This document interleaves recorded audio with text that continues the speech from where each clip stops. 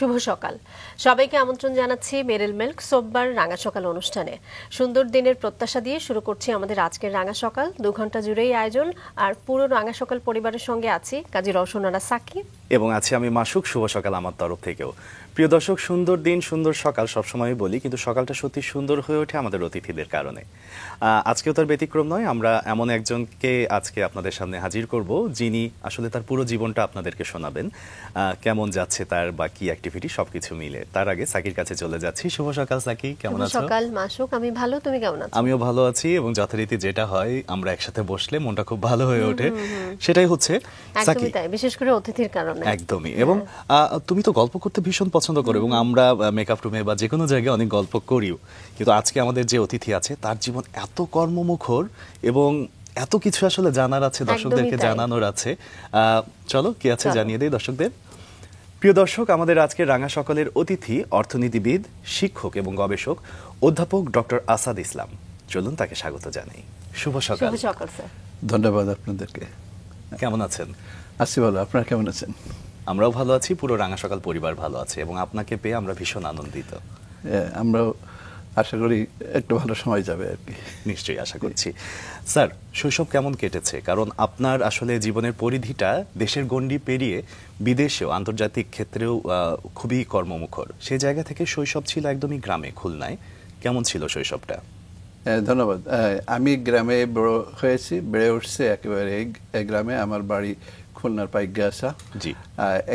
একেবারে পাইকগাছার শেষ প্রান্তে, যেটা কয়রা শুরু হয়ে গেছে তার বর্ডারে বলা চলে। এবং সেখানে আমার প্রাইমারি স্কুল, এখানে হাই স্কুল যেটা আমরা ক্লাস 10 পর্যন্ত বলি। আচ্ছা। তো ওখানে আমার গ্রামে থেকেই পড়ালেখা করা। আমরা এটা বলতে পারেন যেহেতু সেই গ্রামে 80s এর দিকে primary school and high school শেষ করেছি আমি 91-এ। তো সেই দিক থেকে বলা চলে যে অনেক আগের কথা। একদমই তাই। কিন্তু সে সময়ে গ্রামের পরিবেশও আরো এখনকার তুলনায় আরো অনুন্নত ছিল। তো সেই দিক থেকে বেড়ে ওঠা এবং সেই গ্রামে থাকা, তার মধ্যে একটা ভালো পরিবেশও ছিল এক সময় যখন ছিল। তো সেগুলো নিয়ে আশা করি আমরা কথা বলবো। নিশ্চয়ই। এবং আপনি বলছিলেন যে অনুন্নত, কিন্তু প্রকৃতির ছোঁয়াটা মনে হয় একটু বেশিই ছিল সেই সময়ে। প্রকৃতির মাঝেই তো একরকম আপনি বড় হয়েছেন। কেমন ছিল যদি জানতে চাই, কি করতেন সেই শৈশবে? হ্যাঁ, না, প্রাইমারি স্কুল যেমন যদি বলি, আমরা সেখানে প্রাইমারি স্কুলে আমরা আমার খুব বাড়ির পাশেই ছিল আর কি। হেঁটেই গেলে আমরা 3-4 মিনিট সময় লাগতো। তো সেখানে আমরা প্রায় মানে স্কুল শেষে খেলাধুলা করতাম। আমাদের সময় খেলা বলতে বেশিরভাগ ছিল ফুটবলটা ছিল। ক্রিকেটটা তখনও অত গ্রামে ওইভাবে জনপ্রিয় হয়ে ওঠেনি। ফুটবলের পিছনে আমাদের প্রচুর সময় ব্যয় করতাম। আরেকটা হলো যে আমরা কিছু খেলা, যেমন ব্যাডমিন্টন, তারপরে দাবা, এই জিনিসগুলো আমরা খেলতাম আর কি। এবং দাবা খেলার প্রতি আমার ওই সময় একটু আগ্রহ ছিল, এবং দাবা নিয়ে আমি পরবর্তীতে গবেষণার কাজও করেছি। সাকির কথার রেশ ধরে স্যার আরেকটু আসছি, যে আপনি বলছিলেন যে যখন আমরা বাইরে গল্প করছিলাম যে ছোটবেলাটা এমন ছিল যে লুঙ্গি পরে স্কুলে চলে যেতেন। তো এই যে লুঙ্গি পরে স্কুলে যেতেন এবং বর্তমান সময়ে যে একটা উন্নত পরিসরে কাজ করছেন, তো এখন মনে হলে কি মনে হয় যে ছোটবেলাটা আসলে কেমন, অন্যরকম সুইট ছিল না, অন্যরকম মিষ্টি ছিল না? হ্যাঁ, ওই সময়ের অভিজ্ঞতা থেকে যদি বলি, আমাদের ছোটবেলায় তো আমরা এত কিছু চিন্তা করিনি। আমাদের সময় মোবাইল ফোন ছিল না, আমাদের সময় কমিউনিকেশনটা ছিল না। সো ওই গ্রামের ভিতরেই যেভাবে বড় হয়েছি, ওটাই ছিল আমাদের ওয়ার্ল্ড একটা, তাই না? এবং ওখানেই মনে হতো যে কোনো কিছু অল্প কিছু পেলেই অনেক বড় কিছু পাওয়া ছিল আর কি। সো এখন যেহেতু ইনফরমেশন কমিউনিকেশন অনেকটা ডেভেলপ করছে, গ্রামের বাচ্চারাও তারা জানে যে বাইরের জগতে কি কি আছে। সো এদের দৃষ্টিভঙ্গি আমাদের দৃষ্টিভঙ্গি থেকে অনেকটা তফাৎ ছিল আর কি। তবে আমাদের ওই সময় জীবনটা আসলে যদি বলি যে যত কষ্টের মধ্যে বড় হয়েছি, তার চেয়ে হলো যে ওই যে আনন্দ ফুর্তি করার একটা ছিল। গ্রামে ছিলাম, খেলাধুলো আর এই পড়ালেখা, এর ভিতরেই সময় চলে যেত। এর বাইরে আর অন্য কিছু করার চিন্তা ভাবনা ছিল না আর কি। আচ্ছা, আপনারা 9 ভাই বোন ছিলেন, একটু যদি পরিবারটা নিয়ে শুনি, বাবা মা সবকিছু মিলে। হ্যাঁ, না, আমার বাবা এবং মা দুজনেই কেউ স্কুলে যায়নি। আচ্ছা। এবং আমরা 9 ভাই বোন, আমি 4 নাম্বার। আচ্ছা। আমার বড় ভাই ঢাকা বিশ্ববিদ্যালয় থেকে ইংলিশে অনার্স মাস্টার্স করেছে, আর আমি তো ইকোনমিক্স ঢাকা ইউনিভার্সিটি থেকে পড়ছি।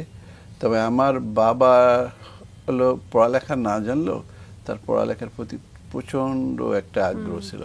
তো যে কারণে সে আমাদের স্কুলের যত টিচার তাদেরকে মাঝে মাঝে দাওয়াত করে খাওয়াতো এবং তাদেরকে গিফট দিত। এবং যেহেতু সে নিজে লেখাপড়া বুঝতো না, সেহেতু তাদের কাছে যেত এবং বলতো যে আমার ছেলে কেমন কি করতেছে।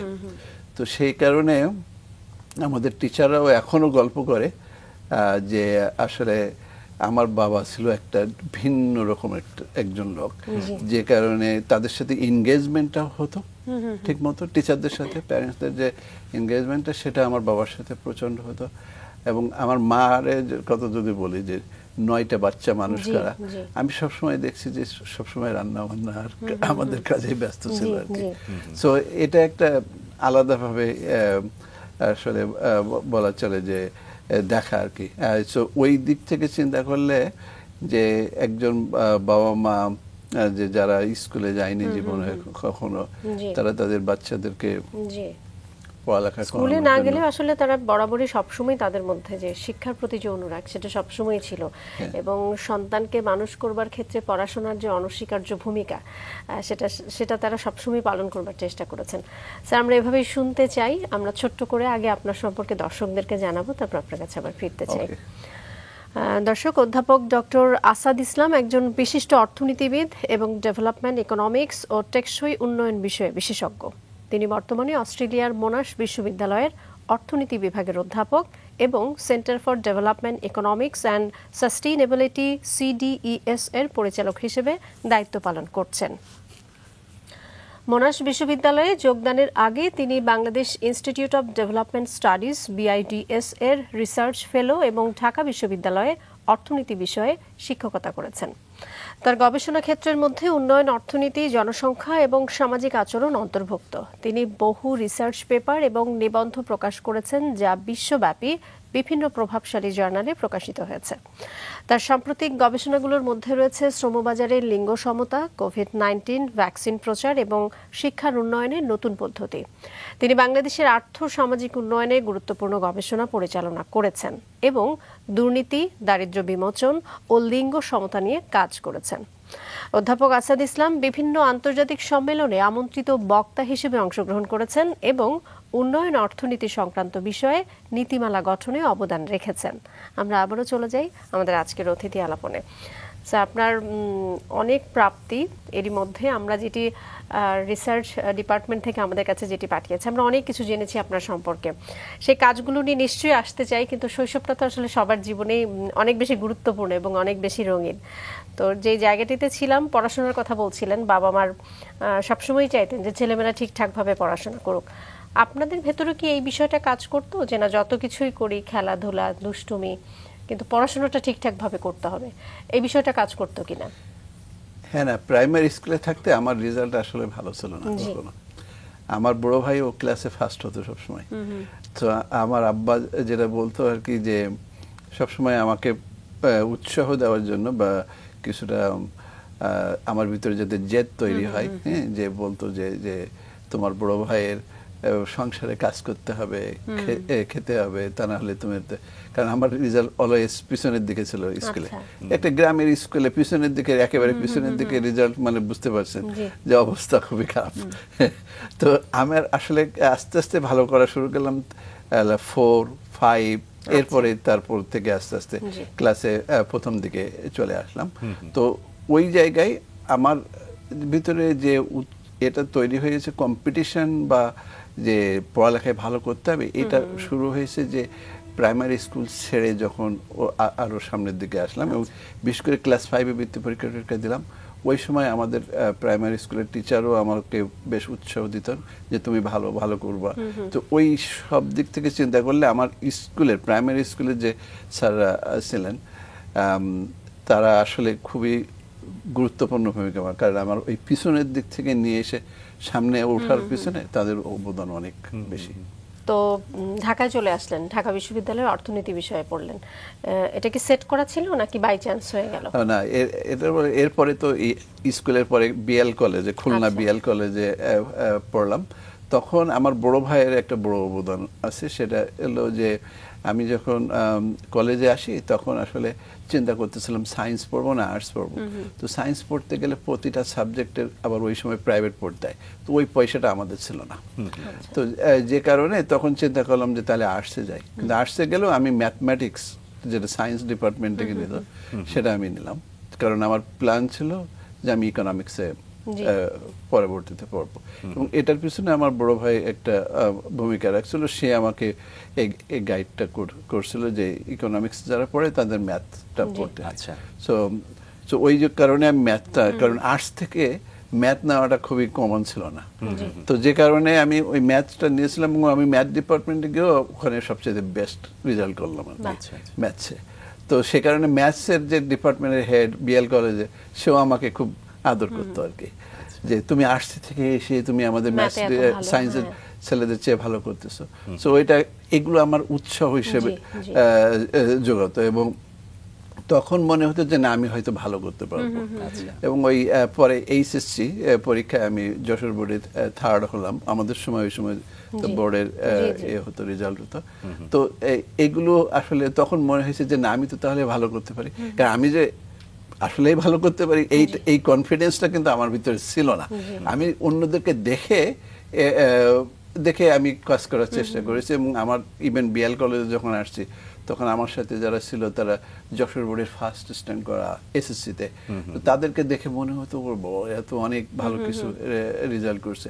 তো এরপরে নিজে নিজে যখন কাজ করছি, এবং বিএল কলেজে আমাদের ওই যখন ফার্স্ট ইয়ারের পরীক্ষা হয় তখন আমি ফার্স্ট হয়ে গেলাম, তখন মনে হলো না, নিশ্চয় আমি ভালো। সেখান থেকেই উৎসাহটা তৈরি হতে থাকলো, এবং সেখান থেকেই মনে হয় আপনি পুরোপুরি মনোনিবেশ করলেন পড়াশোনায়। ওই সময় কলেজ জীবনে এসে আপনি নিজেকে নতুন করে আবিষ্কার করলেন যে ফলাফল ভীষণ ভালো হলো। এই ফলাফলের উৎসাহ থেকেই কি আপনি ঢাকা বিশ্ববিদ্যালয়ে অর্থনীতি বিভাগে অ্যাডমিশন নিলেন? হ্যাঁ, বলতে পারেন যে আমার তো ইচ্ছা ছিল যে যেহেতু অর্থনীতিতে পড়বো, সেটার এর পরে আমার ইচ্ছা হলো যে আমি যে ঢাকা বিশ্ববিদ্যালয়ে ওই সময় তো ঢাকা বিশ্ববিদ্যালয়ে ভর্তি হতে পাওয়ার গ্রাম থেকে উঠে এসে, মানে এটা অনেক বড় একটা বিষয় ছিল। এবং এর থেকে সুবিধা ছিল যে আমার বড় ভাই যেহেতু অলরেডি ঢাকা বিশ্ববিদ্যালয়ে ইংলিশে পড়তো, তো আমার একটা ধারণা তৈরি হয়ে গেছিল। তো সেই দিক থেকে আমি একটু অ্যাডভান্টেজ অবস্থায় ছিল আর কি। এবং পরীক্ষা দিলাম, তারপরে এক সময় অর্থনীতিতে পড়া শুরু করলাম। কিন্তু অর্থনীতিতে এসে দেখি যে আমার সাথে যারা আছে প্রায় আমাদের 120 জনের মতো, তাদের মধ্যে কম 1 বা 2 বার এসএসসি অথবা এইচএসসি তে অন্তত প্রায় 80 জনের মতো স্ট্যান্ড করা। সো বুঝছেন যে এটা অনেক একটা স্টুডেন্টদের জায়গা যে আসলে অনেক কম্পিটিশন। স্যার, আপনি স্নাতক এবং স্নাতকোত্তর দুটোই ঢাকা ইউনিভার্সিটি থেকে করলেন। ভার্সিটি জীবনটা আসলে কিভাবে উপভোগ করেছেন, কেমন ছিল? বিশ্ববিদ্যালয় জীবন, আমি যেহেতু আর্থিকভাবে অতটা আমার পরিবার সচ্ছল ছিল না, যে কারণে আমার আসলে টিউশনি করে চলতে হতো। আচ্ছা, আমি হলে থাকতাম ঢাকা বিশ্ববিদ্যালয়ে। কোন হলে ছিলেন স্যার? আমি আসলে শুরুতেই ঢাকা বিশ্ববিদ্যালয়ে ওই সময় তো সিট পাওয়া যেত না, প্রথম দিকে যারা স্টুডেন্ট ছিল। আমার ভাই যেহেতু মুক্তিযোদ্ধা জিয়া হল ছিলেন, আমি ওর সাথেই থাকতাম প্রথম, তারপরে এফ রহমান হল যেটা আমার হল ছিল ওখানে চলে গেলাম। তো এই হলে থাকা, এই স্ট্রাগল করা, এবং এই হলে থেকে আবার ওই ছাত্র রাজনীতি অনেক কিছু সংমিশ্রণ আছে, এবং সেগুলোর থেকে নিজেকে কিভাবে দূরে রেখে পড়ালেখা করা যায়, আবার একদিকে টিউশনি করা, নিজের অবস্থানটাকে একটু মোটামুটি ভালো করা, মানে ইউনিভার্সিটিতে রেজাল্টটা ভালো করা, এগুলোর একটা বিশাল স্ট্রাগল ছিল। সো বলতে পারেন এটা একটা, মানে আমার ক্ষেত্রে আনন্দ বা ফুর্তি বলতে এইগুলোই ছিল আর কি। আচ্ছা, সবসময় একটা টার্গেট নিয়ে কাজ করতে হতো। স্যার, আপনি মাইক্রো ক্রেডিট নিয়ে কাজ করেছেন, তার আগে একটু আসি যে উচ্চশিক্ষার জন্য আপনি যখন কানাডা এবং অস্ট্রেলিয়া গেলেন, এটা কোন সময়টা? বিশ্ববিদ্যালয় জীবনে নিশ্চয়ই। সালে শেষের দিকে আমি জি।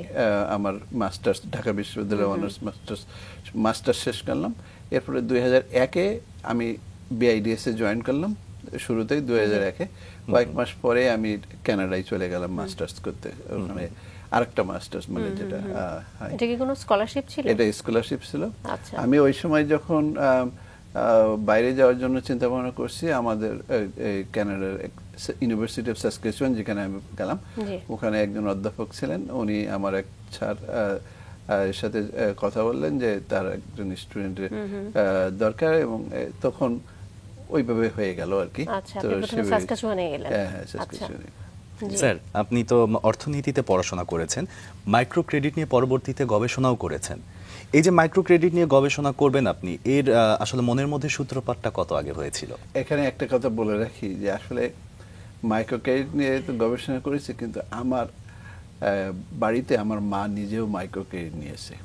আচ্ছা। সো আমরা যখন স্কুলে, তখন আমাদের পারিবারিকভাবে আমাদের সমস্যা অনেক যাচ্ছিল, তো সে কারণে আমার মা কিন্তু একজন মাইক্রো ক্রেডিটের একটা বড়োয়ার ছিল। আচ্ছা তো আমি ছোটবেলায় দেখে আসছি আর কি যে মাইক্রো ক্রেডিটটা কিভাবে কাজ করে আর কি। আচ্ছা।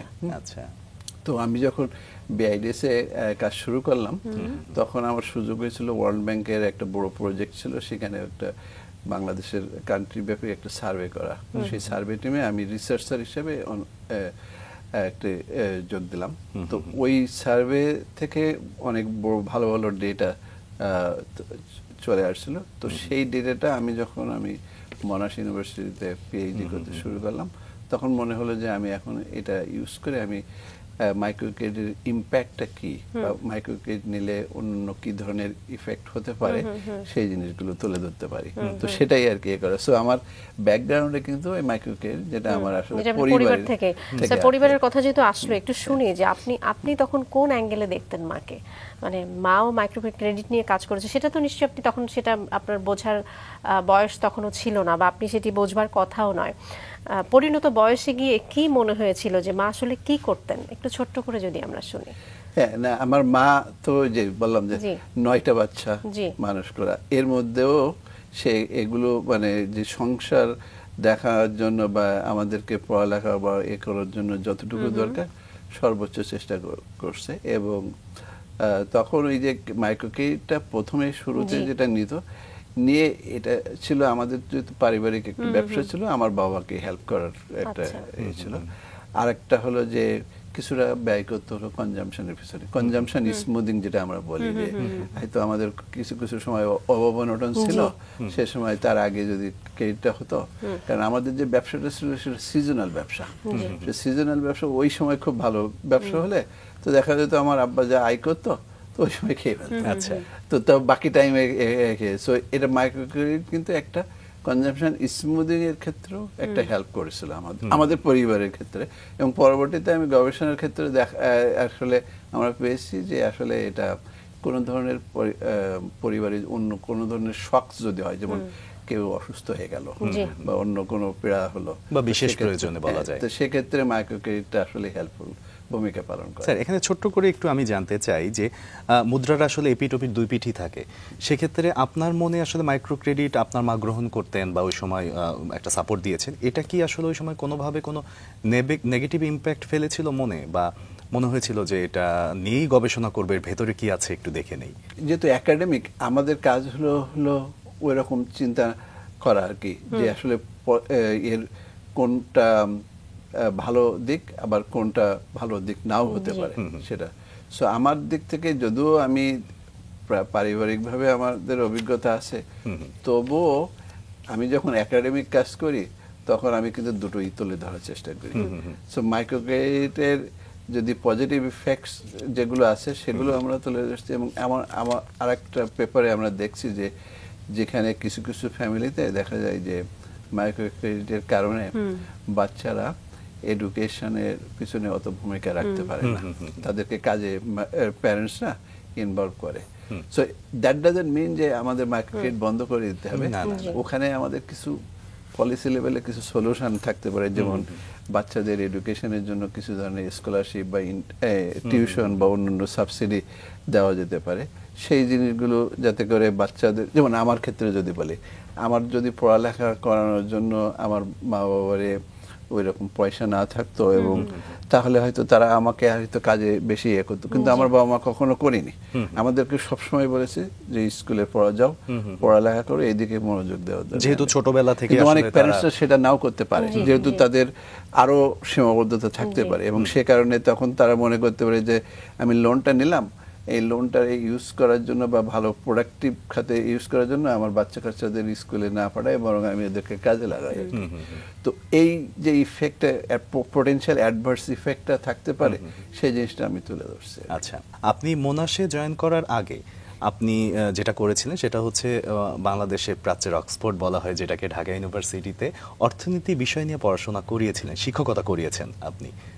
সেই অভিজ্ঞতা একটু জানতে চাই। হ্যাঁ, আমি যখন ঠিক পাশ করে বেরোলাম 2000 এর পরে আমি খণ্ডকালীন শিক্ষকতা করেছি, অর্থনীতি পড়াইছি ফিলোসফি ডিপার্টমেন্টে, এবং সেই সময় বিশেষ করে ওই যে তখন এটা একটা কিছু কিছু ডিপার্টমেন্টের ইকোনমিক্সটা একটা সাবজেক্ট হিসেবে ছিল, তো সেই সময় আমি পড়াইছি। এবং ওই সময় ঢাকা বিশ্ববিদ্যালয়ে যখন আমি পড়াইছি, এটা তো একটা স্বপ্ন ছিল ওই সময় যে আমি ঢাকা বিশ্ববিদ্যালয়ের টিচার হবো, কিন্তু আমার যেহেতু পাশ করে বের হয়েছি, তখনও আমার অ্যাপ্লিকেশন করারও সময় হয়নি বা করি নাই। তো এই খণ্ডকালীন শিক্ষকতা কাজটা ওই সময় সুযোগ সাথে সাথে চলে আসছিল বলে আমি ওটাকে লুফে নিয়েছিলাম। কিন্তু অ্যাট দ্য সেম টাইম যেহেতু আমার একটা চাকরির দরকার, যেহেতু সংসারের অবস্থা খারাপ, আমার একটা চাকরি করতে হবে, সেই কারণে আমার একটা ছিল অলওয়েজ ছিল যে আমি একটা ভালো একটা কোনো চাকরি করি। BIDS was a very good opportunity, কারণ ওখানে বাংলাদেশের অর্থনীতি নিয়ে গবেষণা করার জন্য বিআইডিএস কিন্তু একটু বেশ, এখনো পর্যন্ত মনে হয় সেটাই বেস্ট জায়গা এখনো। তো ওই জায়গায় আমি তখন আমার চাকরি হলো বলে আমি তখন চলে গেলাম। আচ্ছা, জি স্যার, মোনাশ বিশ্ববিদ্যালয়ের বিষয়ে যদি একটু আসি, আপনি সিডিএস এর পরিচালক হিসেবে আপনার ভূমিকা রয়েছে, একটু যদি শুনি যে সেই ভূমিকার কথা। আমি যেহেতু ডেভেলপমেন্ট ইকোনমিক্স নিয়ে কাজ করি, সিডিএস হলো centre for development economics and sustainability. আমাদের কাজ হলো, আমি ইকোনমিক্স ডিপার্টমেন্টের professor, at the same time আমাকে বললো যে মানে ডিরেক্টর হিসেবে সিডিএস এর দায়িত্ব নিতে। এটাও একটা ডিপার্টমেন্টের মতো। এটা বেসিক্যালি আমাদের কাজ হলো শুধু গবেষণা করা না, গবেষণাটাকে যাতে কি ইম্প্যাক্টফুল করা যায়, অর্থাৎ রিয়েল লাইফে পলিসি মেকিং বা রিয়েল লাইফে যারা আছে তাদের সাথে এনগেজমেন্টের দিকে যাওয়া। সো যেটা হয়, ইউনিভার্সিটিগুলোর ডিপার্টমেন্টগুলো বেশিরভাগ ফোকাস করে এলো একাডেমিক গবেষণা প্রকাশ করতে, তারা কিন্তু সেটার এনগেজমেন্টের দিকে খুব বেশি নিয়ে যায় না, খুবই রেয়ার আর কি। তো এই সেন্টারগুলোর একটা বড় অবজেক্টিভ থাকে হলো এই গবেষণাটারে আমরা কিন্তু রিয়েল ওয়ার্ল্ডে প্র্যাকটিক্যাল গবেষণা করা, প্লাস এটা পলিসি লেভেলে কিভাবে আমরা এটারে নিয়ে যেতে পারি। তো আমার অ্যাজ এ ডিরেক্টর আমার একটা বড় কাজ হচ্ছে যে গবেষণা তো করা, কিন্তু আমি গবেষণা টারে আমরা কিভাবে মাঠ পর্যায়ে নিয়ে যেতে পারি, প্লাস আমার সেন্টারে অন্য যারা আছে তাদেরকে অবশ্যই আমি যেহেতু ডিরেক্টর, তাদের ম্যানেজ করা এবং তাদের রিসার্চটাকে গাইড করা। স্যার, যেটা হয় যে গবেষণার ক্ষেত্রে মাঠ পর্যায়ে ব্যাপারটা চিন্তা করলে আমার মনে হয় যে দেশের মধ্যে মাঠ পর্যায়ে, কিন্তু আপনি দেশের গণ্ডি পেরিয়ে বাংলাদেশ, ভারত, চীন, কম্বোডিয়া, পাকিস্তান সহ অনেক জায়গাতে আসলে মাঠ পর্যায়ে গবেষণা করেছেন। এই যে বিভিন্ন দেশে বিভিন্ন কালচারের মানুষের কাছে গিয়ে মাঠ পর্যায়ে গবেষণা করা, এটা তো বিশাল বড় একটা অভিজ্ঞতার বিষয়। এই অভিজ্ঞতা থেকে যদি কোনো ঘটনা বা কোনো বিষয় আমাদেরকে জানান। হ্যাঁ, না, এগুলো তো আসলে আমি শুরু করেছি বাংলাদেশ নিয়ে, যেটা বললাম যে মাইক্রো ক্রেডিটের রিসার্চ নিয়ে, কিন্তু এরপরে আমাদের তো শেখার জন্য মানে কোনো দেশের বাউন্ডারিতে সীমাবদ্ধ থাকতে হবে তা না। হ্যাঁ, যেহেতু আর আমি যেহেতু ডেভেলপমেন্ট ইকোনমিক্সে রিসার্চ করি, যেহেতু ডেভেলপিং কান্ট্রির অনেক জায়গায় কিছু কিছু ইউনিক অ্যাসপেক্ট আছে, যেগুলো যেমন আমি ক্যাম্বোডিয়ার পরে যখন রিসার্চ করলাম, ওখানে ক্যাম্বোডিয়াতে যে আমাদের ওই বাংলাদেশের আমাদের যেমন ৭১ সালের যুদ্ধ হয়েছিল, ওদেরও তো একটা বড় একটা 75 to 79 ওদের একটা বেশ মানে কি জেনোসাইড হয়েছিল। তো আমি ওই জেনোসাইড নিয়ে কাজ শুরু করলাম যে আসলে এই জেনোসাইডের লং টার্ম ইম্প্যাক্টটা কি হতে পারে মানুষের ক্ষেত্রে, মেন্টাল হেলথ থেকে শুরু করে অন্যান্য যে ইস্যুগুলো আছে, প্লাস জেনোসাইডের কারণে প্রচুর লোক মেরে ফেলছিল। তো তার কারণে ওই ফ্যামিলি লেভেলে যারা বেঁচে ছিল তাদের উপরে যে কি ইম্প্যাক্টগুলো, সেই জিনিসগুলো আর কি করা। আমি এখন ভিয়েতনাম নিয়ে এখন কাজ করতেছি ওই ধরনের রিলেটেড। মেরিল মিল্ক সোববার রাঙা সকাল অনুষ্ঠানে 2 থেকে 7 বছরের শিশুদেরকে জন্মদিনের শুভেচ্ছা জানানো হয়। আগ্রহী অভিভাবকগণ জন্মদিনের 7 দিন আগে শিশুর ছবি, নাম, যোগাযোগের ঠিকানা, জন্ম সনদের অনুলিপি ও ফোন নম্বর পাঠিয়ে দিন এই ঠিকানায়। প্রযোজক রাঙা সকাল, মাছরাঙা টেলিভিশন, 2 বীর উত্তম, জিয়াউর রহমান রোড, বনানী, ঢাকা 1213। ইমেইলও করতে পারেন RANGASHOKAL rangasakal@mazranga.tv এই ঠিকানায়। আমাদের সঙ্গে রয়েছেন অর্থনীতিবিদ, শিক্ষক, গবেষক, অধ্যাপক ডক্টর আসাদ ইসলাম। আমরা আবারও চলে যাই তার কাছে। স্যার, আমরা আপনার বিভিন্ন গবেষণা নিয়েও কথা বলছি, একটু যদি জানতে চাই যে আপনি শিশু শিক্ষা এবং একই সঙ্গে লিঙ্গ সমতা নিয়ে আপনি গবেষণা করেছেন, এর কি কোনো গুরুত্বপূর্ণ ফলাফল কি পরিলক্ষিত হয়েছে এরই মধ্যে, যদি একটু জানতে চাই গবেষণা একই সঙ্গে ফলাফল? হ্যাঁ, আমার একটা গবেষণার বড় একটা পার্ট হচ্ছে যে এডুকেশন, শিক্ষা নিয়ে কাজ করা, এবং বিশেষ করে প্রাইমারি স্কুল এবং আর্লি চাইল্ডহুড এডুকেশন। সম্প্রতি যে আমরা কাজ করেছি সেটা হলো আর্লি চাইল্ডহুড, প্রাইমারি স্কুলে আসার আগে যে এটা হয়। এখন আপনারা তো জানেন আমাদের দেশে আসলে আর্লি চাইল্ডহুডের এডুকেশনটা খুবই লিমিটেড এখনো পর্যন্ত। আর এখান থেকে 5-10 বছর আগে তো আরো বেশি লিমিটেড ছিল, আর গ্রাম অঞ্চলে তেমন নাই বললে চলে। সো আমার উদ্দেশ্য ছিল যে এই বাচ্চাদেরকে, যে স্কুলে এসে অনেকের মন বসে না, বলে যে, এবং অনেকেই ঝরে পড়ে যায়। তো আসলে এটার একটা বড় কারণ হলো এদেরকে স্কুলে আসার জন্য যে ধরনের রেডিনেসটা তৈরি করার দরকার সেটা কিন্তু আমরা করতে পারি না। একটা হলো যে পরিবারের ভিতরে কিছু পরিবেশ থাকে, সেই পরিবেশটা কিভাবে উন্নত করতে হবে সেটা করা হয় না, যে কারণে তারা হঠাৎ করে স্কুলে আসে, এসে দেখছে যে এতদিন ধরে সে বাড়িতে একরকম ছিল, আবার স্কুলে এসে অনেক কিছু করতে হয়, যে কারণে পড়ালেখার প্রতি মনোযোগ দিতে পারে না। তো আমাদের উদ্দেশ্য ছিল কিভাবে মায়েদেরকে বিশেষ করে বাচ্চাদের সাথে এনগেজমেন্টটা তৈরি করে দেওয়া যায় পড়ালেখা সংক্রান্ত, স্কুলে আসার আগে, প্রাইমারি স্কুলে আসার আগে। ওটা একটা ছিল। আর একটা হলো যে কিছু কিছু জায়গায় মায়েরা অনেক সময় ব্যস্ত থাকে, আরো অনেক বাচ্চা কাচ্চা আছে, তো হয়তো তারা পারবে না একটা বাচ্চার পিছনে সময় দেওয়া। তো ওই কারণে আমরা ছোট কিন্ডার গার্ডেন তৈরি করে ফেললাম, এবং ওই কিন্ডার গার্ডেনের মাধ্যমে আমরা ওই বাচ্চাগুলোর এই কিন্ডার গার্ডেনে নিয়ে এসে আমরা প্রতিদিন অন্তত 4 ঘন্টা করে সময় তারা যেন কিন্ডার গার্ডেনের সময় ব্যয় করে, সে খেলাধুলো করুক, এর ভিতরে কিছু জিনিস শিখে ফেলবে আর কি। তো আমাদের একটা স্ট্রাকচার্ড কারিকুলাম আমরা ডেভেলপ করলাম, প্রি-স্কুলিং যেটা আর কি আমরা এখন বলি। এবং আমরা মোটামুটি আমি তো অর্থনীতিবিদ, আমার সাথে যারা এই কাজ করেছে তারা আসলে এডুকেশনের সাথে জড়িত। হ্যাঁ, সো তাদেরকে দিয়েই আমরা যারা আর্লি চাইল্ডহুড বিশেষজ্ঞ বা এডুকেশনের বিশেষজ্ঞ, তাদেরকে দিয়ে ক্যারিকুলাম ডেভেলপ করে আমরা সেটারে আমরা এই গ্রামে প্রায় 222টা গ্রামে আমরা শুরু করে দিলাম, যে আসলে এটা করলে কি ধরনের ইফেক্ট হয় সেটা। আমি যেহেতু একাডেমিক, আমার কাজ হচ্ছে যে এর ইম্প্যাক্টটা দেখা, এবং এই ইম্প্যাক্টটা কিভাবে আসতেছে, মানে কি কারণে আসতেছে সেটা দেখা। সো আমরা ওখানে দেখলাম একটা, আমরা যেটা নাম বললাম যে হোম ভিজিট, অর্থাৎ বাড়িতে গিয়ে মায়েদেরকে বলা যে আসলে আপনি আপনার বাচ্চার সাথে কিভাবে সময় কাটাতে পারবেন, এবং কি জিনিস নিয়ে ডিসকাস করতে পারবেন, কোন জিনিসগুলো বাচ্চাদেরকে দিলে তাদের ব্রেনের স্টিমুলেশনটা হবে, এনগেজমেন্টটা হবে, তারা উৎসাহ পাবে যে একটু কিছু বইপত্র নিয়ে একটু নাড়াচাড়া করতে, সেই জিনিসটা করা।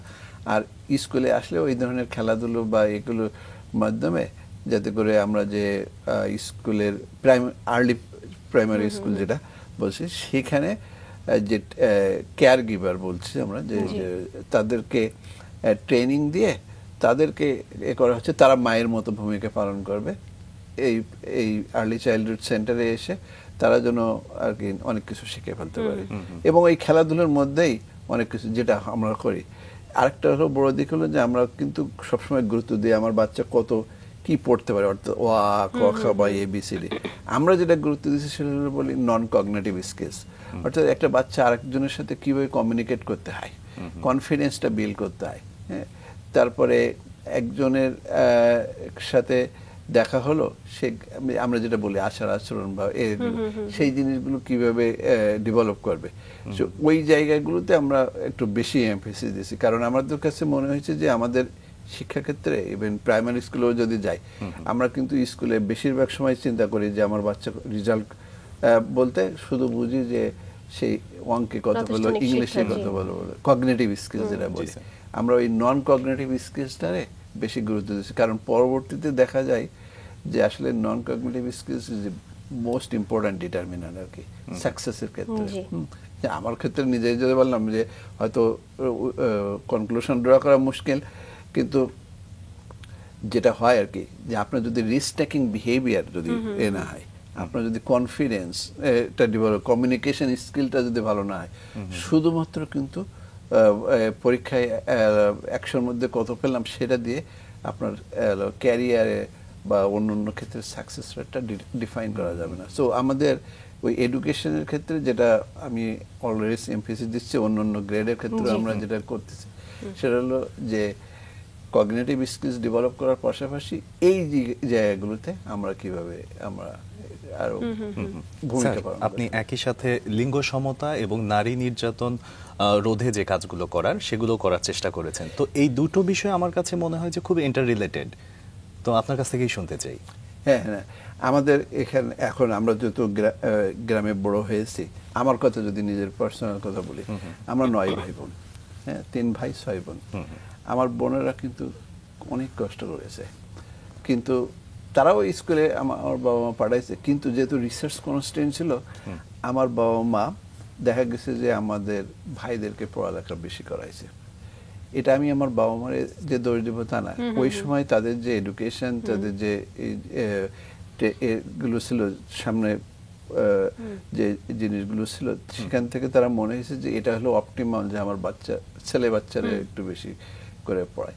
সো আমি নিজে এর সুবিধা পেয়েছি কি at the expense of my sisters, কারণ আমার বোনেরা কষ্ট করেছে, তাদের বিয়ে দিয়েছে, কিন্তু আমি এখন রিয়েলাইজ করতেছি যে I should do something for them. এবং মানে আমি আমার সিস্টারদের কথা বলছি, কিন্তু এরকম অনেক সিস্টাররা আছে, তাই না? তো এই জায়গায় আমাদের কিন্তু মেয়েদের পড়ালেখার জন্য একটা বড় ভূমিকা রাখতে হবে। একটা হলো আমাদের সরকারের দিক থেকে তো নানান ধরনের তৎপরতা রয়ে গেছে, কিন্তু এরপরেও দেখা গেছে মেয়েরা কিন্তু একটা স্টেজ পরে আর আগাতে পারতেছে না। আপনি যদি দেখতে পারেন যে উচ্চশিক্ষার ক্ষেত্রে মেয়েরা কিন্তু বেশ পিছিয়ে আছে। তো ওই জায়গায় আমাদের কাজ হলো যে আসলে যে বটলনেকস গুলো আছে সেগুলো কিভাবে রিমুভ করা যায়।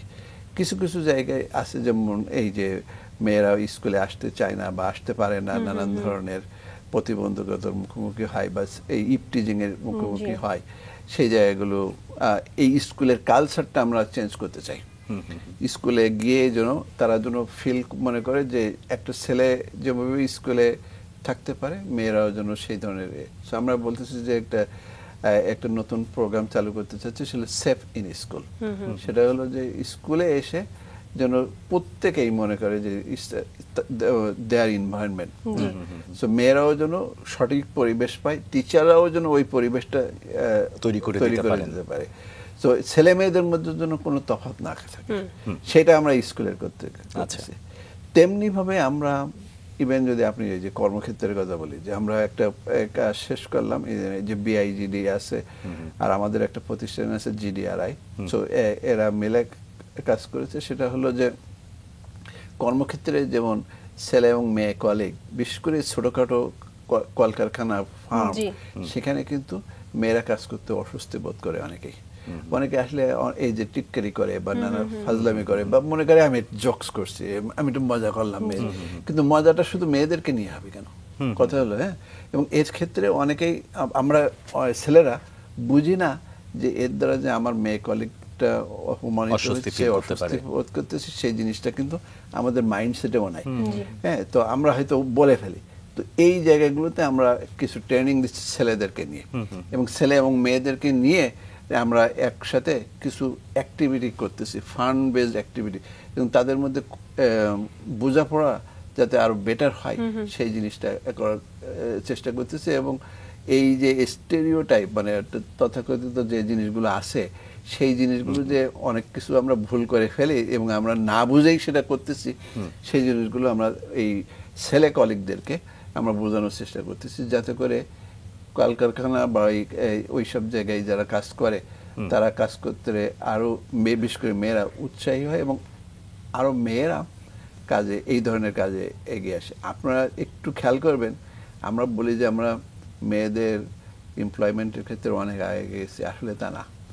আর এমজি রেডিমেড গার্মেন্টস সেক্টরের বাইরে আমাদের কিন্তু মেয়েরা কিন্তু অনেক পিছায়, অন্য অন্য ক্ষেত্রে কিন্তু মেয়েরা কাজে অনেক পিছায়।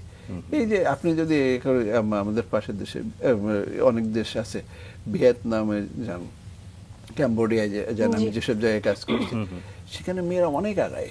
মালয়েশিয়ায়, আমরা মুসলিম দেশ, সেখানে মেয়েরা অনেক আগে। ইন্দোনেশিয়ায় আমি কাজ করতেছি, সেখানে অনেক আগে। পিছিয়ে বলতে কি আপনি কোয়ান্টিটি রেশিওটা বোঝাচ্ছেন, যে ছেলেরা বেশি সংখ্যক কাজ করছে, মেয়েরা কম সংখ্যক, নাকি মেয়েরা পিছিয়ে আছে, কোন জায়গাটা? আমাদের মেয়েদের ক্ষেত্রে যদি আপনি করেন, ছেলেদের লেবার মার্কেটে যেটা পার্টিসিপেশন প্রায় 80%, মেয়েদের ক্ষেত্রে মাত্র 37%। তার মানে অনেক মেয়েরা আছে যারা কাজ করতে পারে, তারা নিশ্চয়ই মার্কেটে আসতেছে না। কারণ হলো তারা এই উৎসাহটা পাচ্ছে না। কারণ মেয়েরা যে কাজ করতে চায় না এটা বলা ভুল। আসলে কাজের পরিবেশ যদি আমরা তৈরি করে দিতে পারি, তাহলে তারা এমনিতেই চলে আসবে। ওই জায়গায় আমাদের করতে হবে যে ছেলেদের পার্টিসিপেশন এত বেশি হলে মেয়েরা কেন আসতেছে না। তো আমাদের এই জায়গায়, এবং একটা দেশ আমরা এখন বলছি যে আমাদের এই জুলাই বিপ্লবের পরে আমরা এখন আগাতে চাই, দেশটা আগায় নিতে হলে মেয়েদেরকে আমাদেরকে কিন্তু আরো বেশি প্রায়োরিটি দিতে হবে। কারণ আমরা কিন্তু পিছিয়ে থাকবো যদি আমরা এই অর্ধেক মেয়ে, যে পুরো এই অর্ধেক মেয়েদেরকে যদি আমরা কাজে না নিয়ে আসতে পারি, তাদের পড়ালেখায় যদি ভালো না করতে পারি, পুরো অর্ধেক জনগোষ্ঠী পিছিয়ে থাকবে। সো আমাদের এই জায়গায় একটা বড় মনোনিবেশ করতে হবে, যাতে করে মেয়েরা আরো আগের তুলনায়, আমরা অনেক আগাইছি কিন্তু আমাদের অনেক পথ পাড়ি দিতে হবে। সেই পথ পাড়ি দেওয়ার জন্য আমাদের, আমার মতো লোক যারা আছে, যাদের ক্ষুদ্র চেষ্টা থেকে যত দূর করতে পারি, এবং আমার কাজ হলো একটা এভিডেন্স তৈরি করা। এই এভিডেন্স তৈরি করলে তারপরে আমরা এইটা নিয়ে হয়তো গভর্নমেন্ট বা পলিসি মেকারদের কাছে যেতে পারি যে এই ধরনের কাজ করলে এটা হচ্ছে, you could go and try it. So এই জন্যই আমাদের এই প্রচেষ্টাটা। সো মেয়েদেরকে আমাদের শুধু স্কুলে হাজির দিলে হবে না, তারা যাতে লেখাপড়ায় ছেলেদের মতো বা ছেলেদের চেয়ে ভালো করে সেটা নিশ্চিত করতে হবে। এবং কর্মক্ষেত্রে আসার জন্য তাদের যে ধরনের প্রতিবন্ধকতাগুলো আছে, সেই প্রতিবন্ধকতাগুলো আমাদের দূর করতে হবে। নিশ্চয়ই স্যার। উন্নয়নশীল দেশে আসলে সম্ভাবনা এবং সীমাবদ্ধতা সবই থাকে। তো এর মধ্যে থেকে আপনি বিভিন্ন ধরনের গবেষণায় নিজেকে নিযুক্ত করেছেন এবং সংযুক্ত করেছেন। আমি বলবো বাংলাদেশের জ্বালানি খাত নিয়ে যে গবেষণা, সেটি সম্পর্কে আপনার মুখ থেকে বিস্তারিত শুনতে চাই। হ্যাঁ, এখানে আমরা দুটো কাজ আমি উল্লেখ করব। একটা হলো আমরা শুরু করতে চাচ্ছি, যে আরেকটা হলো আমরা শেষ করে ফেলছি। সেটা করেছি ঢাকা এবং যশোর এবং খুলনাতে। শহরে আমরা কিন্তু আমাদের বিদ্যুতের যে চাহিদা আছে সেটা অনেক বেশি কম্পেয়ার টু আমাদের সাপ্লাই। তো এখন এর ভিতরেও আমরা কিন্তু কিছুটা অপটিমাইজ করতে পারি ইউজটা। অর্থাৎ ডিমান্ড সাইডে আমাদের কিছু চেষ্টা করেছি, সাপ্লাই সাইডে চেষ্টাটা ম্যাক্রো লেভেলের চেষ্টা, যেমন সরকারের দিক থেকে সাপ্লাইটা বাড়ানো, অন্য অনেক কিছু ইস্যু আছে যেগুলো আমরা এখনো জানি যে আসলে কি ধরনের সমস্যা আছে। কিন্তু ডিমান্ড সাইডে আমাদের মনে হয়েছে যে কিছু কিছু ফ্যামিলিতে এক্সেসিভ ইউজ করে, আবার কিছু কিছু ফ্যামিলিতে মোডে ইউজ করা সম্ভব হয় না, বিশেষ করে তাদের ক্যাপাসিটি নাই। সো আমরা ওইটা করার জন্য মানুষের মধ্যে কিছু আমরা যেটা বলি বিহেভিয়ারাল ইন্টারভেনশন, অর্থাৎ যে কিছু জিনিস যে অপটিমাইজ করা যায় এবং সব সময় যে ইলেকট্রিসিটিটা অত বেশি ইউজ করার দরকার নেই, এবং ওই যে একটু আগে যে আমরা এয়ার কন্ডিশনিংটাও যে আমাদের এখানেও বেশি আর কি, সেই জায়গায়, কারণ একটা ফ্যামিলিতে মনে করেন যে অনেক সময় আমরা টেম্পারেচার সেট করে রাখি 20 ডিগ্রিতে এয়ার কন্ডিশনে, আসলে তো দরকার নেই আর কি। 24 ডিগ্রি, 25 ডিগ্রি, 26 ডিগ্রিতেও রাখা যায় আর কি, ডিপেন্ডিং অন আপনার টেম্পারেচার টলারেন্স লেভেলটা।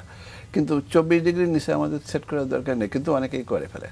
তারপরে আরো কিছু কিছু আছে, যেমন ওয়াশিং মেশিনটা কখন চালু করা যায়, কারণ আমাদের কিছু পিক আওয়ার আছে, কিছু অফ পিক আওয়ার আছে। সেই জায়গাগুলোতে আমরা যদি এই ইউজেসটা আমরা যদি ঠিকভাবে করতে পারি, আমাদের ইলেকট্রিসিটির ডিমান্ডটা কিছুটা হলেও আমরা মিট করতে পারি।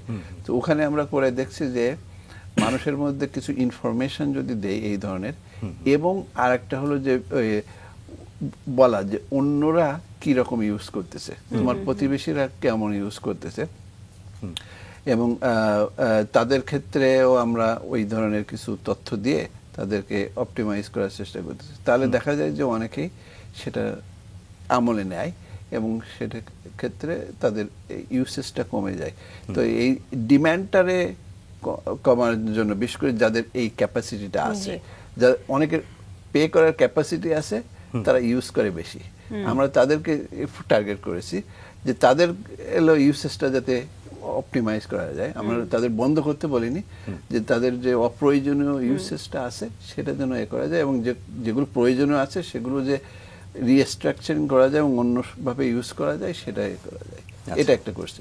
আর আমরা একটা কাজ শুরু করবো হলো, সেটা স্কুলের বাচ্চাদেরকে আমরা এই ধরনের কিছু ট্রেনিং দিচ্ছি, যাতে করে তারা স্কুল থেকে বাড়িতে গিয়ে বাবা মাদের কাছে করতে পারে, এবং শুধু এনার্জি না, এবং কিছু আমরা যত অনেক কিছু ফালাই দিই, লিটারিং যেটা করি, এইটা কিন্তু আমাদের কিন্তু সবার কম বেশি এই বদভ্যাসটা আছে। তো আমরা বাচ্চাদেরকে এটা করতেছি কারণ এদেরকে শেখানোটা খুবই ইজি, এবং এরা ফলো করে তাড়াতাড়ি কম্পেয়ার টু আমরা যারা অ্যাডাল্ট আছি।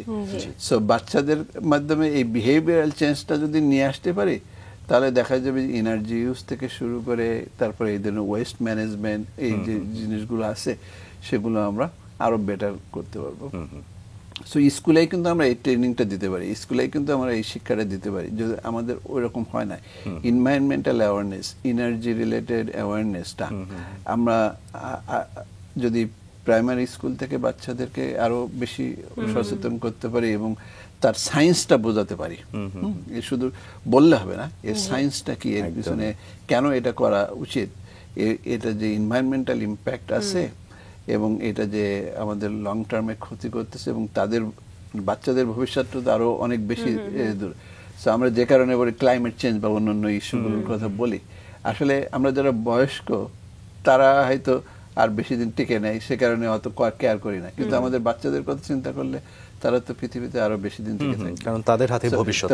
সো এই এনার্জি ইউজ থেকে শুরু করে এগুলোর ইম্প্যাক্টও আসে ক্লাইমেট চেঞ্জের উপরে। ওই জায়গাগুলোতে আমাদের যদি আমরা এডুকেশনটা দিতে পারি, একটা হলো বাচ্চাদেরকে স্কুলে, আর আমরা যেটা বললাম অ্যাডাল্টদেরকে বাড়ি বাড়ি গিয়ে যে এইভাবে ইউজ করা, আমার কাজের বড় একটা অংশ হলো এডুকেট করা মানুষকে। যদি বাচ্চা হয় স্কুলে যায়, আর যদি অ্যাডাল্ট হয় তাহলে তাদের বাসায় গিয়ে ইনফরমেশন দেওয়া, এডুকেশনটা অন্যভাবে দেওয়া, ইনফরমেশনটাকে কিভাবে করা যায়। স্যার, যে বিষয়গুলো নিয়ে আপনি গবেষণা করেছেন সেই সবগুলো বিষয় আসলে জীবন ঘনিষ্ঠ আমার কাছে মনে হচ্ছে, এবং একই সাথে গবেষণার ক্ষেত্রে যেটা হয় যে অর্থনৈতিক লগ্নিটা খুবই দরকার হয়, এবং আপনি গবেষণার ক্ষেত্রে ESRC, ARC, IGC, DFAT এবং AUS8 থেকে, বিশ্ব ব্যাংক থেকে এবং এশিয়ার উন্নয়ন ব্যাংক থেকে আপনি তহবিল পেয়েছেন। সেক্ষেত্রে হয়তো আপনার গবেষণাটা আরো সহজ হয়েছে।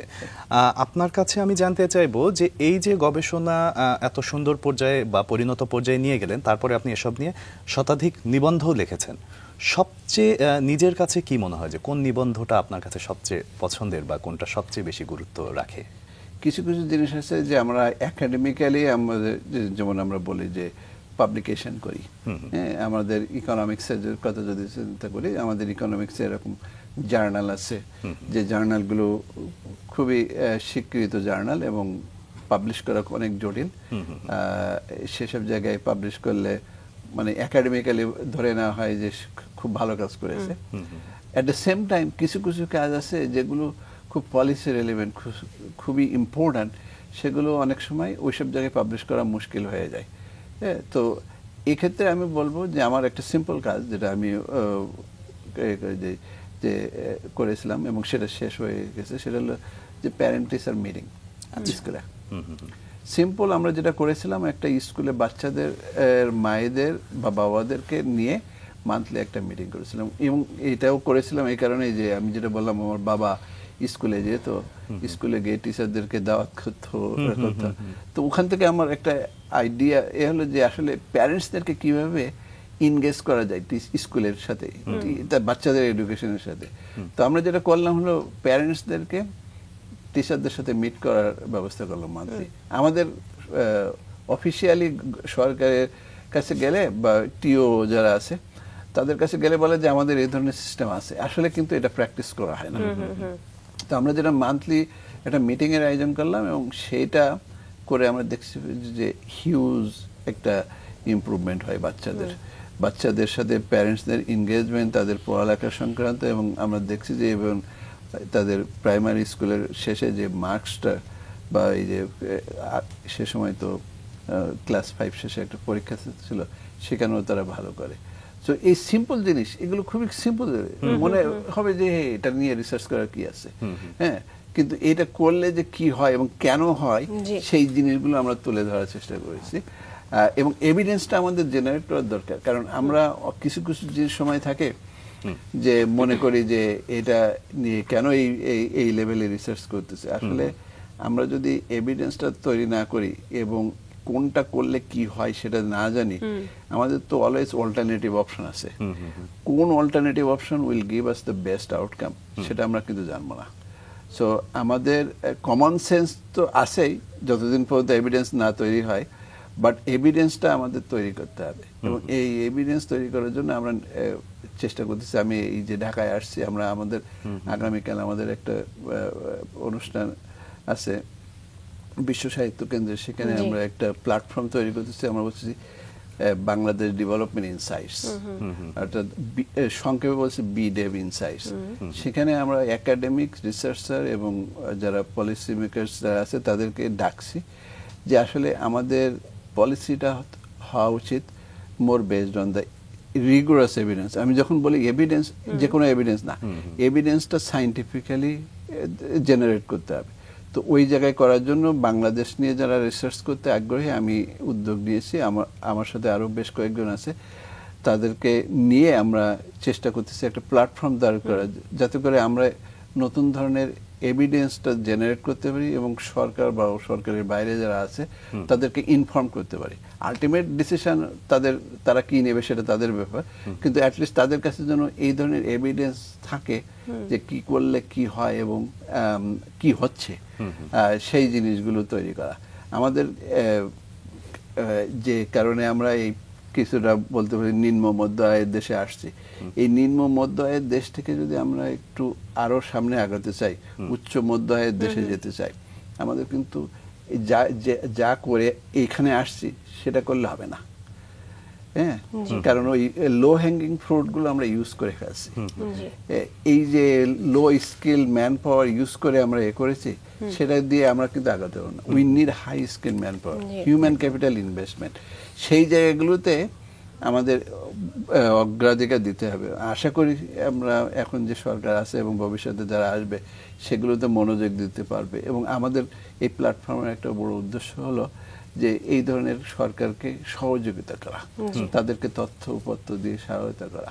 আমরা সরকারের বাইরে থেকে কিভাবে সরকারের হেল্প করতে পারি, আমরাও এমনটাই আশা করি। স্যার, আমরা আসলে গল্পে গল্পে কখন আজকের আয়োজনের শেষ পর্যায়ের দিকে চলে এসেছি আমরা হয়তো খেয়ালই করি না। আপনার সম্পর্কে আসলে অনেক কিছু আরো জানার আছে। আপনার প্রাপ্তিগুলো সম্পর্কে একটু শুনতে চাই, যে আপনি বিভিন্ন অ্যাওয়ার্ড পেয়েছেন, সেই জিনিসগুলো যদি আপনি একটু নিজের মুখ দিয়ে বলেন। এখন প্রাপ্তি বলে আমার কাছে মনে হয় না আমি তেমন কিছু করেছি। তবে কিছুটা আমি যেটা বলি, আমার ছেলের বয়স হলো 14 বছর। ও ওখানে সবচেয়ে ভালো স্কুলে পড়ালেখা করে ওখানে সে ভালো করতেছে। আমি ওরে বলি যে সে কত লাকি আর কি, আর আমি ওরে বোঝানোর চেষ্টা করি যে আমি কিভাবে বেড়ে উঠছি আর কি।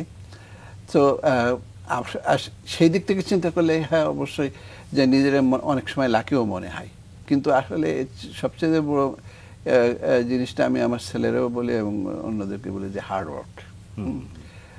আমি হার্ডওয়ার্ক করতে পছন্দ করি এবং আমি খাটতেও পছন্দ করি, এবং আমার সাথে যারা কাজ করে তারা জানে আমি খুব খাটি আর কি।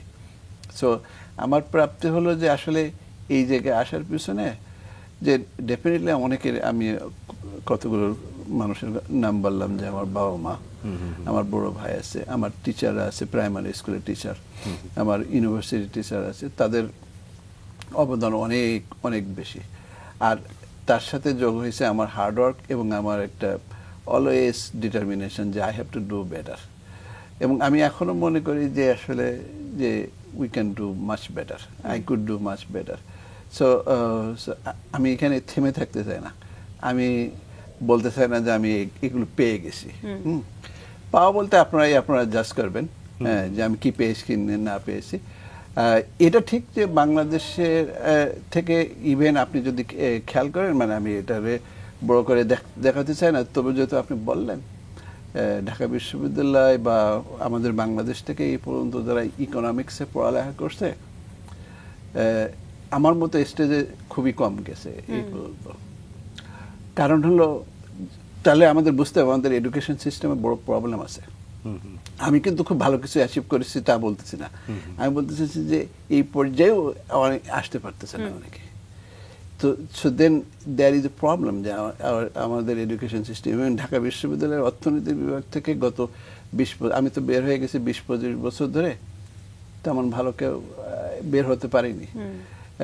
মানে আমাদের সমস্যাটা কোথায়, এই সমস্যাগুলো আমাদের উদ্ঘাটন করতে হবে। এবং আমরা যে অনেক কিছু পেয়ে গেছি এইটা চিন্তা করার চাইতে বরং আমরা অনেক কিছু যে আমাদের অ্যাচিভ করার দরকার আছে সেদিকে মনোযোগ করতে হবে, যেতে হবে। এবং আমাদের এডুকেশন সিস্টেম, ইউনিভার্সিটি সিস্টেমের যে ইনস্টিটিউশনগুলো যে অনেক ধ্বংস হয়ে গেছে সেই জিনিসগুলো কিভাবে বের করা যায়। নিশ্চয়ই স্যার, আমাদের পুরো সিস্টেমে সেই পরিবর্তন আসুক, আমরা সেই প্রত্যাশা করি। অনেক ধন্যবাদ স্যার, আপনি আপনার মূল্যবান সময় আমাদেরকে দিয়েছেন, অনেক ভালো লেগেছে। আপনার জন্য অনেক অনেক শুভকামনা।